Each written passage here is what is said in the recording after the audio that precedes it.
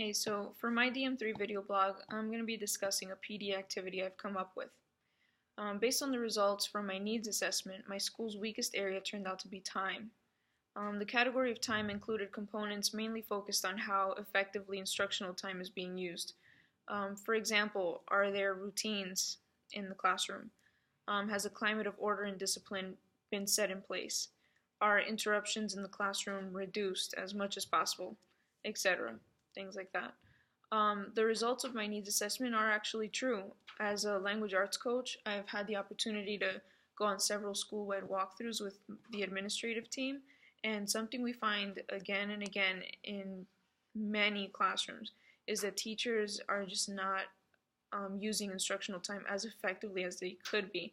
There's a lot of lost time, and teachers are having a hard time with this. So I think focusing a PD activity on this topic will be very helpful. So again, for that reason, the PD activity I've come up with, it's going to be based on this book that we were given. It's titled Teach Like a Champion by Doug Lemove, and basically it's strategies which help teachers increase student engagement, improve and instill solid discussion techniques in the classroom. The idea is that by implementing these strategies, wasted time will be reduced and teachers and students can stay on task to reach their intended objective for that day. The PD activity will focus on two of Lemove's strategies. The first one is called no opt-out. No opt-out is when the teacher calls on a student and the student is basically not allowed to say, I don't know. Like, they can ask for help from a partner, they can ask for help from the teacher, but the conversation between student and teacher, it can't end with an I don't know. The student always has to give an answer. The second is called cold call, and that's something we do as teachers all the time. It's when we randomly call on a student whether they have their hand up or not. That one, that's with the thought that by doing that, the other students that normally don't participate, they can kind of like wake up and say, oh, she or he might call me even if I don't have my hand up. So there's the idea that it increases engagement. And again, less time will be wasted. Once the strategies have been introduced, teachers will be paired with other teachers like in their content area. They'll be given a calendar with deadlines to implement the strategies taught during the PD that day. The PD model I chose to use to implement this activity is the observation and assessment model. I believe this model will work best because the introduction of the strategies, it's going to vary from one teacher to the next. Teacher A may decide to introduce these strategies to her students differently than teacher B. So I think this model will really allow teachers to visit one another's classrooms and observe how each other decides to carry the strategies out. I feel like teaching is normally very isolated. It's like we as teachers tend to shut our door and cringe at the thought of having visitors or people come in and watch us.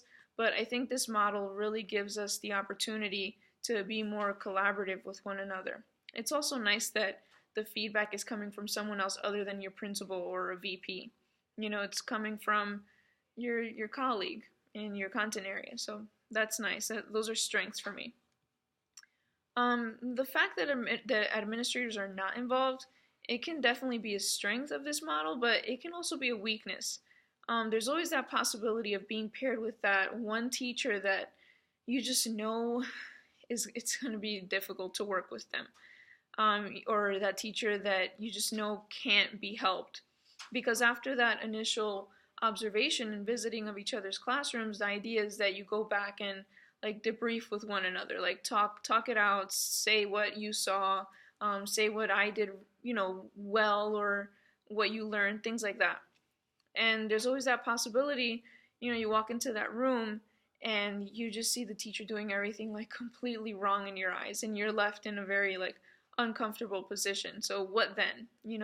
In those cases, this model may not be as effective because then you're just stuck. You don't know where to go from there. That growing that you should be doing together, it's not going to happen because you don't know what to talk about or how to help that person. So yeah, this model increases our opportunity of collaboration. It also like allows us to grow together and help each other out. It increases accountability of teachers because this ensures that they're actually implementing something that they learned in a PD.